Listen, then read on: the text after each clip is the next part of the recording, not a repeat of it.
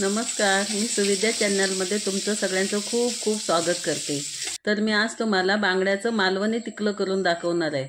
त्यासाठी मी बाजारातून बांगडे घेऊन आले आणि आता हे मी साफ करून घेते।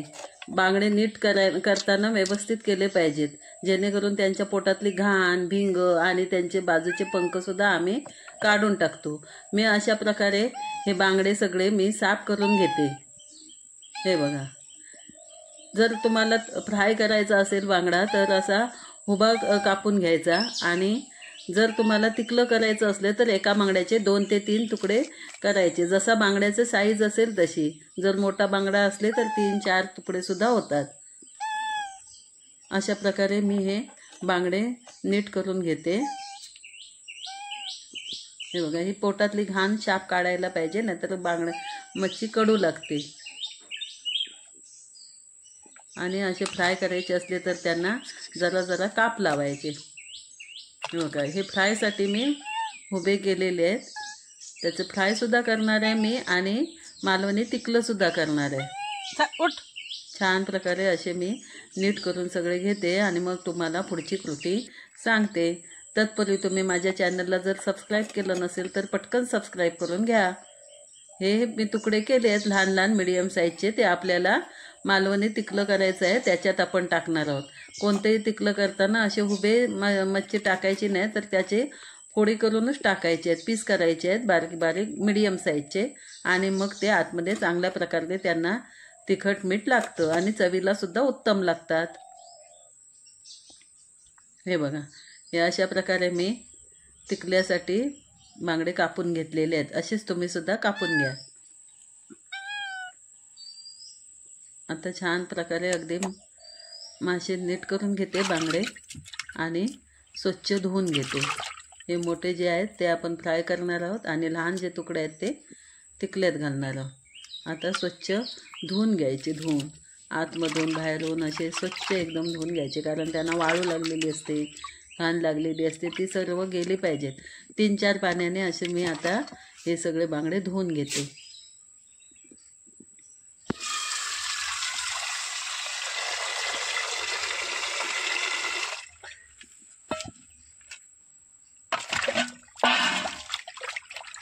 अशा प्रकारे स्वच्छ धुवून घेऊया। स्वच्छ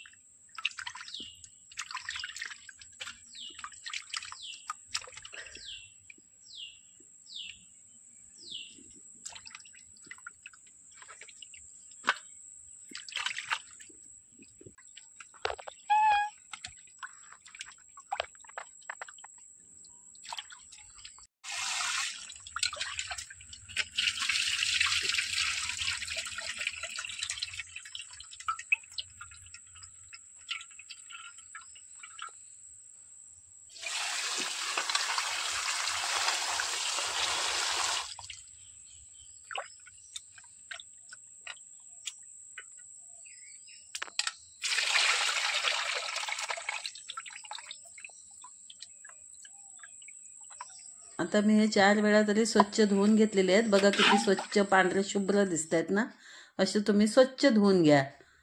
आणि आता ह्यांना आपण लावूया लिंबाचा रस। लिंबू, कोकम, आगळ अशा प्रकारे आतमध्ये मच्छीत वापरायचं, तरच त्याचा वास निघून जातो। हे बघा, मी आगळसुद्धा घातलंय 2-3 चमचे। त्याच्यानंतर घालते मीठ, मिठानंतर टाकले हळद, हळदीनंतर आपला हा मालवणी मसाला। आता छान प्रकारे असं सगळ्या बांगड्यांना लिंबूचा रस, आगळ, मीठ आणि हळद लावून घेऊया आणि थोडे 10 मिनटं तरी ह्यांना ठेवून देऊया।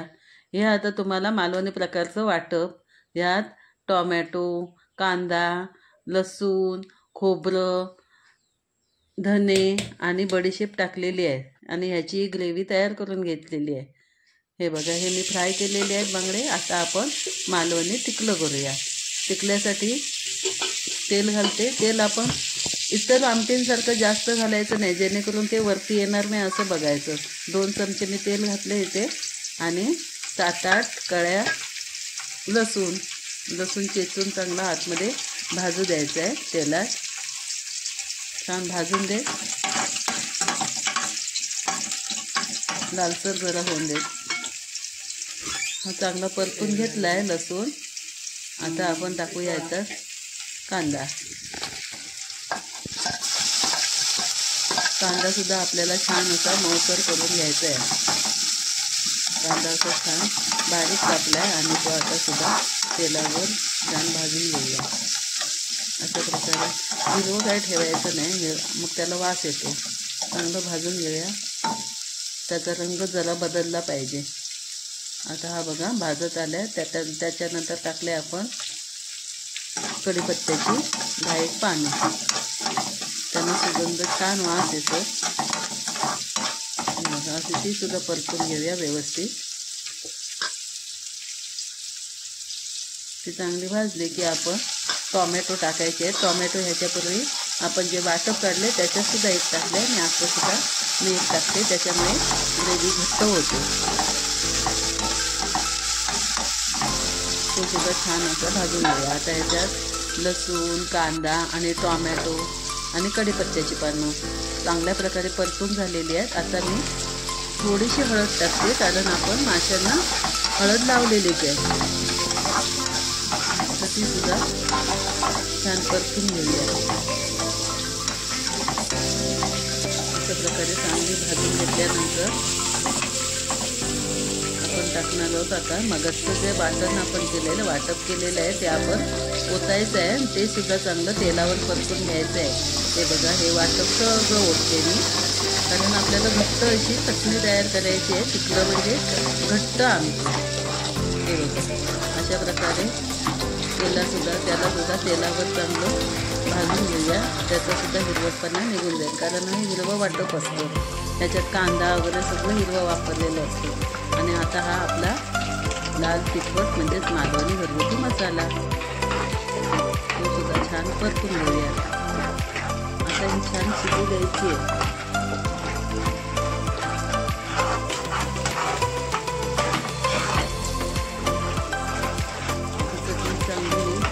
शिजू देऊया. चांगली त्याला उकळी येऊन दे. हे बघा, उकळी येतेच आहे. घट्ट असल्यामुळे तुम्हाला समजत नाही. आता आपण हे चवीसाठी आणि सुंदर असं सुवासिक वासासाठी तिरफळं टाकतोय. ही आमची घरगुती तिरफळं आहेत. चांगली धुवून घ्यायची आणि आतमध्ये टाकायची. ह्याला एक वेगळीच चव असते. आणि बांगड्याचं तिखलं किंवा मच्छीचं कोणतेही सार असू देत, ह्या ती टाकल्यावर एक वेगळा स्मेल येतो आणि खूप चवीला सुंदर लागतात. म्हणून मी 7-8 तिरफळं टाकली आहे. ती सुद्धा मी परतून घेते.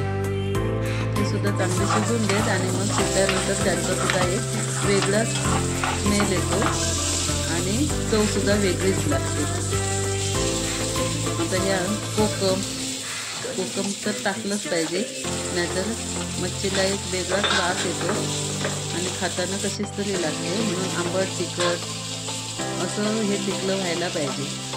आता थोडं हे शिजायला पाहिजे, म्हणून थोडंसं अगदी पाणी घालूया. मी मिक्सरचं भांडं धुवून आतमध्ये चटणी त्याला लागली आहे, ते धुवून घालते म्हणजे जरा पातळ होईल आणि शिजेल सुद्धा.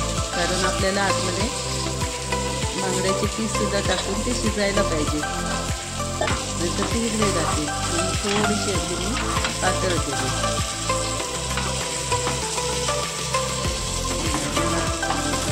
घेतल्यानंतर त्याला पूर्ण चांगली उकळी येईल.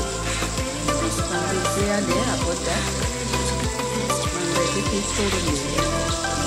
तर सगळे अशा प्रकारे उकळी आल्यानंतर आतमध्ये घालायचं आहे आणि त्याला ढवळत बसायचं नाही. मच्छीला ढवळलं की मच्छी कुस्करून जाते. हे बघा, छान प्रकारे मच्छी शिजले. धन्यवाद.